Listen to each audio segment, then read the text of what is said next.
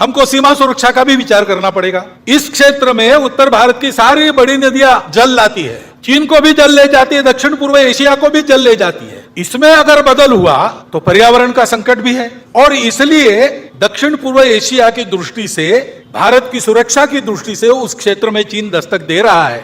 मणिपुर की परिस्थिति को लेके अभी शांत हो रही है, लेकिन ये आपस में झगड़ा कैसे हुआ? सीमा लगत क्षेत्र है वो भारत का, वहां पर ऐसा होना, वहां पर अलगाव की बातें खड़ी होना, वहां पर ऐसे आपस में झगड़े होना, इससे किसका फायदा है? स्वयं गृह मंत्री वहां जाकर बैठे 3 दिन, और मिनिस्टर जाके वहां 15-15 दिन रहे, सारा प्रयास किया। वहां की सरकार चाहती नहीं, देश की सरकार प्रतिबद्ध है। ऐसे होकर भी चलता रहा, क्योंकि शांति का प्रयास होता है और सफल हो रहा, ऐसा देखते देखते ही कोई हादसा करवा दो तो फिर से दूरी बढ़ती है, फिर से द्वेष बढ़ता है। ये करने वालों के पीछे कौन थे? ये हिंसा भड़काने वाले लोग कौन थे?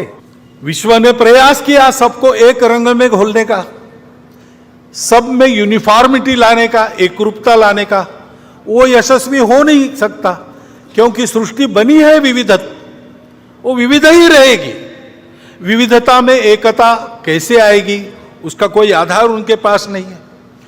और इसलिए स्वार्थ तो रहता ही है, कट्टरपन भी रहता है, उसको चलते एक उन्माद पैदा हो जाता है, अहंकार पैदा हो जाता है, उसके संघर्ष चल रहे। स्वार्थों के टकराव और अतिवादिता के कारण युद्ध चलते हैं, उसका कोई उपाय नजर नहीं आता।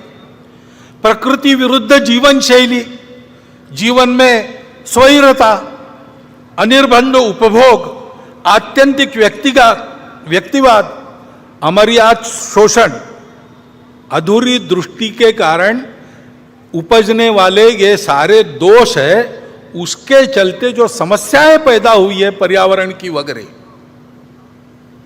विश्व को उसका रास्ता नहीं दिख रहा है, और उसकी भी अपेक्षा है कि भारत रास्ता दिखाए।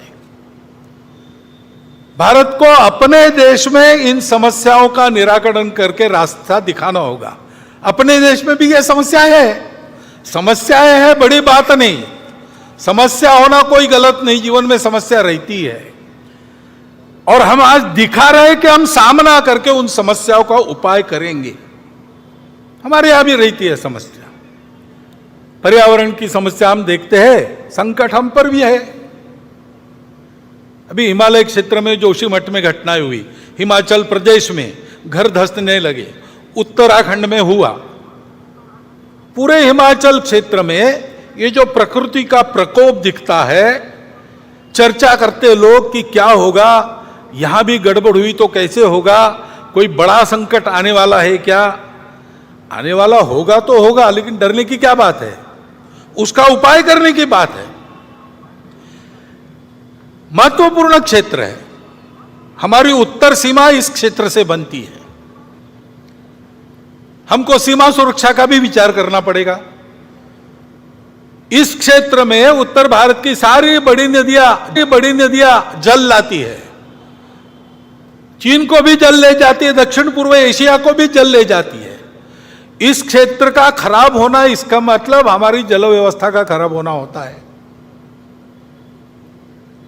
तो जल सुरक्षा का भी विचार करना पड़ेगा, पर्यावरणीय स्वास्थ्य का भी विचार करना पड़ेगा।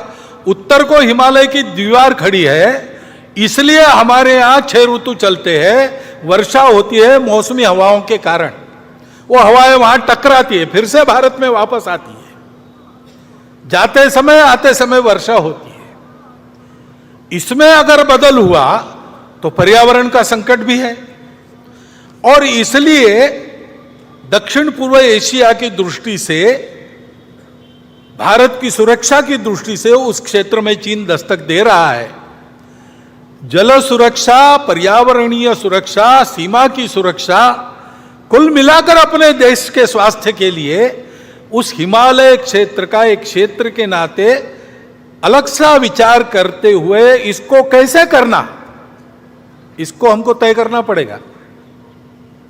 ये तो एक क्षेत्र विशेष की समस्या हो गई, परंतु कुल मिलाकर ही हम अगर देश की स्थिति देखते हैं तो देश आगे बढ़ रहा है, आत्मविश्वास बढ़ रहा है, आगे जाना है, लेकिन आगे जाते समय दुनिया को नया रास्ता दिखाना है।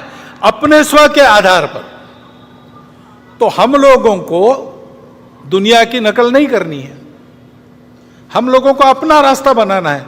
बाकी बातों का प्रयोग दुनिया ने कर लिया, हमको आज के समय में अपनी बातों के आधार पर एक यशस्वी प्रयोग दुनिया को देना है। देश का जीवन कैसे खड़ा किया जा सकता है, ये इन लोगों से हमको ध्यान रखना पड़ेगा, बचना पड़ेगा। राजनीतिक स्वार्थों के लिए अपने प्रतिस्पर्धी को पराजित करने की जो उद्योग चलते हैं, उसमें इन शक्तियों के साथ गठबंधन करने का अविवेक भी चलता है। यह अपेक्षित नहीं है, लेकिन होता है। और समाज में अगर आत्मविस्मृति है, समाज में अगर अनेक प्रकार के भेद है, आपस में लड़ाई है, स्वार्थों की प्रतिस्पर्धा है, ईर्ष्या है, द्वेष है, तो फिर उनका काम आसान हो जाता है। और इसलिए इन आसुरी शक्ति को बल न बढ़े, ऐसा हमको देखना है। हम इधर उधर की घटनाएं देखते हैं तो ये सहज बात ध्यान में आती है कि ऐसा कुछ है। अभी मणिपुर की परिस्थिति को लेकर अभी शांत हो रही है, लेकिन ये आपस में झगड़ा कैसे हुआ? बहुत वर्षों से वहां मणिपुरी मैतेई और मणिपुरी कुकी वो साथ में रहते हैं, अचानक कैसे झगड़ा हुआ?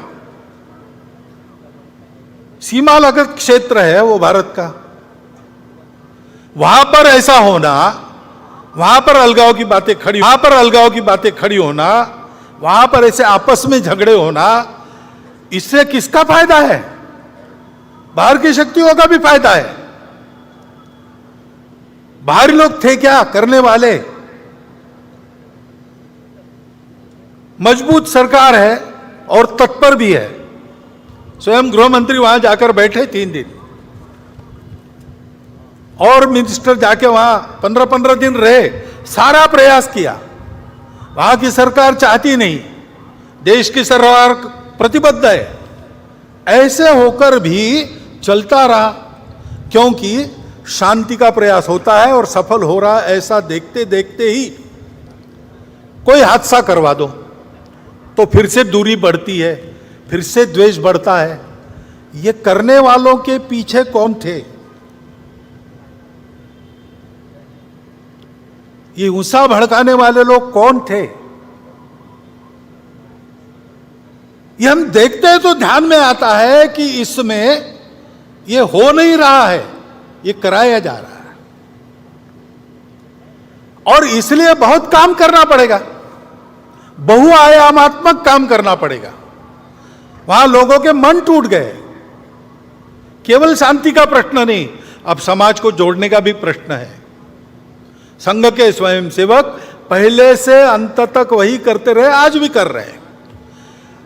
सबकी सेवा कर रहे हैं, समदृष्टि से सबको देख रहे हैं, सबके पास जा रहे हैं, सबसे बात कर रहे हैं शांति रखने की।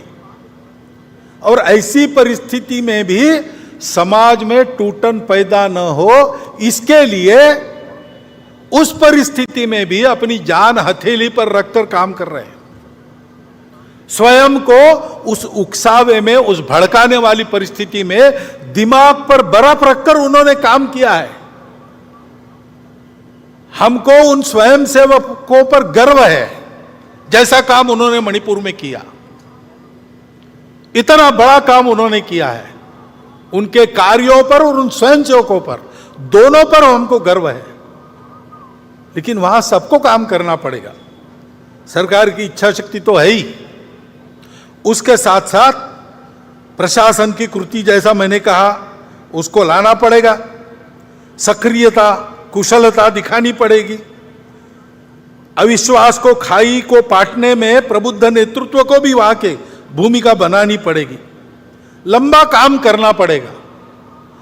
ऐसी अनेक घटनाएं हम देखते हैं। इसका उत्तर क्या है? उसका उत्तर यही है, परस्पर टीका टिप्पणी में न उलझते हुए हमको एकता की ओर बढ़ना पड़ेगा। हर परिस्थिति में यह एकता का भान समाज के विवेक को जागरूक रखता है। चंगुलों में समाज फंसता नहीं, षड्यंत्रों के अधीन नहीं होता। उसका कारण यह एकता ही है।